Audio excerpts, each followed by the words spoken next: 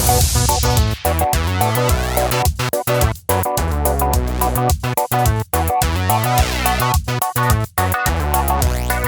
up, y'all? Welcome back to the Dweeb Factory. Zach and I are going to get right on to a Terminator Genisys full spoiler review. If you haven't seen it in the title yet that it's a spoiler review, turn around, walk away now if you want to go see the movie. We highly recommend that you do not. Do not. This is why we're getting a full spoiler, because we kind of have to.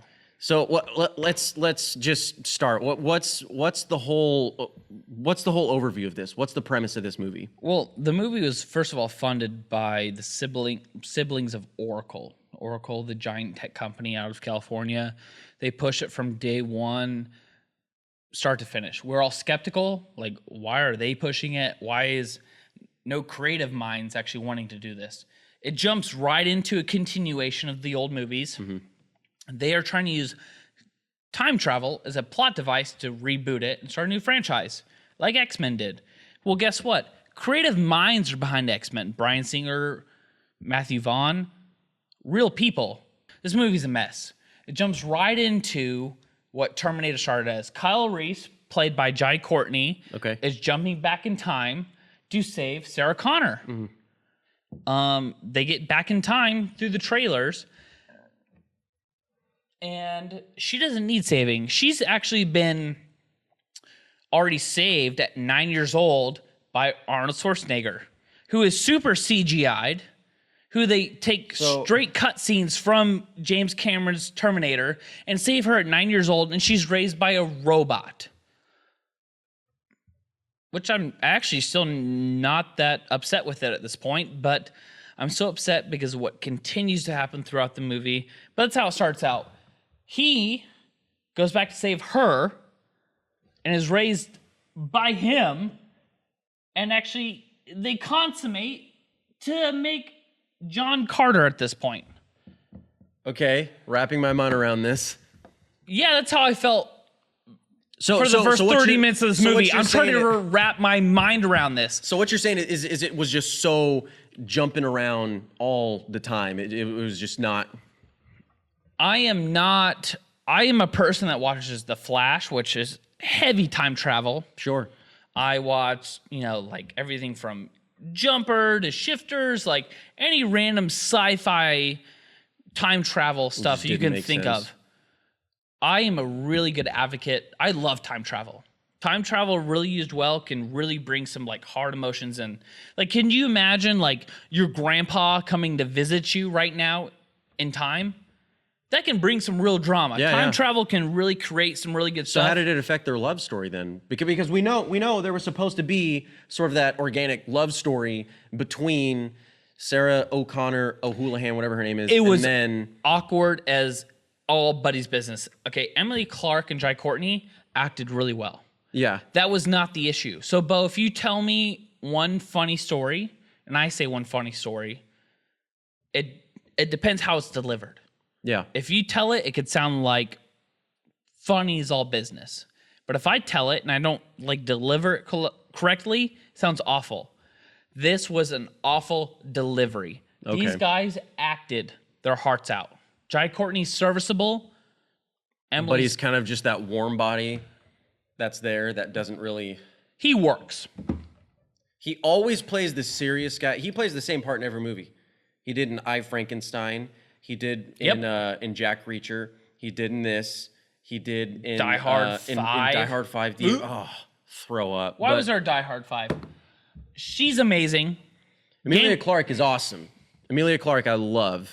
Obviously in Game of Thrones and whatnot, she's great. What did that create some plot holes in the movie though? Plot holes galore. If you live in Dallas, Texas, and you drive on 35.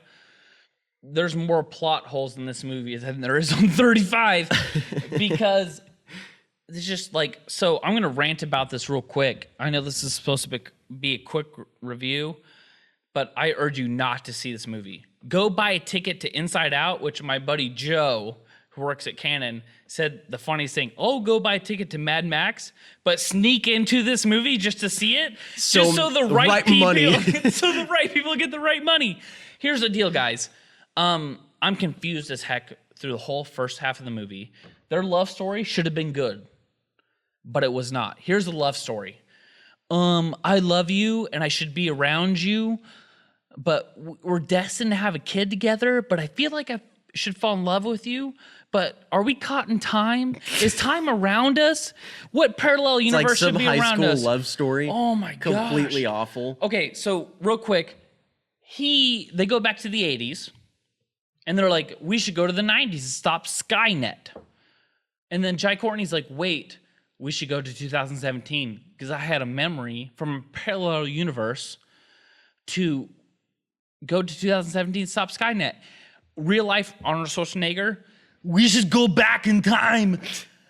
No, it is a parallel universe you're getting memories from, and it's a nexus in time and theoretically you're getting memories from. And they're like, these two morons, because a writer wrote it, that makes sense. Let's go to 2017. Oh my gosh. Speaking of, how did Skynet, because we saw Matt Smith was supposed to be in this movie. The new Doctor Who guy with the big old honker of a nose. You know, he's all big old All honker right, of a I'm nose. getting into it right now. I'm so sorry. Doctor Who Matt Smith should have been in the forefront of this movie.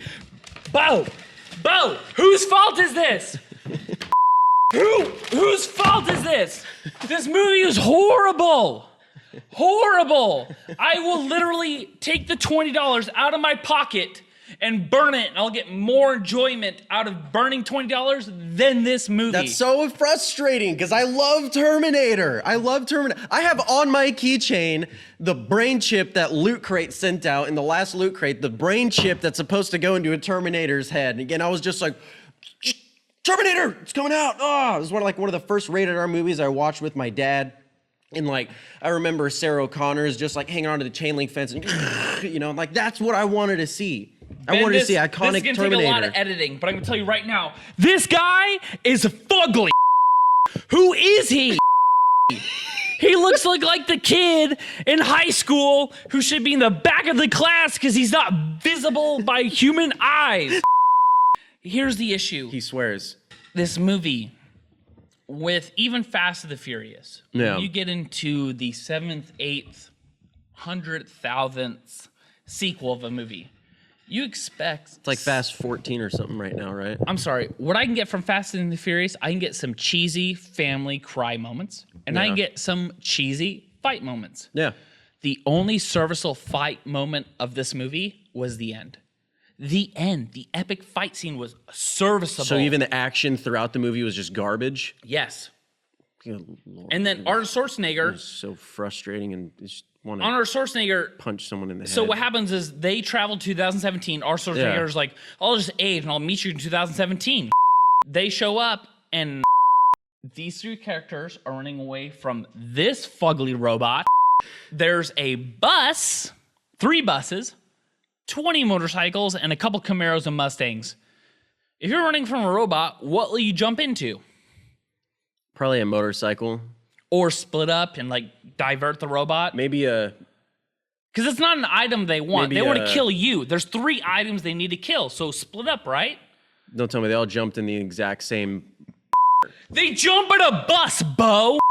They jump in a giant yellow magic school bus. And they drive. They're like, where is he? Is he on the top or the bottom of the school bus? They take the bus. All right. We'll end it at that. What are your final thoughts about this movie? Other than ruining my childhood, they took the bus, which they shouldn't have, but Arnold Schwarzenegger was great. Very comedic. I imagine him in the writer's room like, write me more jokes. I want the more jokes right now. He still was great. Yeah. Great actor. Jai Courtney, come on, dude. Step it up. What movie you're going to finally step it up? Emily Clark was amazing. Fugly.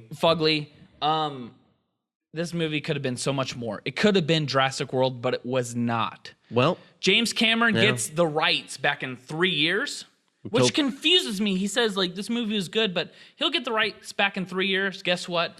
Once it goes to James Cameron, I'm so excited. I have not seen a worse movie in theaters in my life. Do not go see this movie. I have this channel, so you guys do not waste money seeing bad movies. Do not go see it. Let us waste Zach's money. Thanks for tuning in, guys, for the very emotional roller coaster ride of our Terminator Genisys spoiler review. Please let us know what you thought about the movie in the comments section. Follow us on Twitter at Dweeb Factory.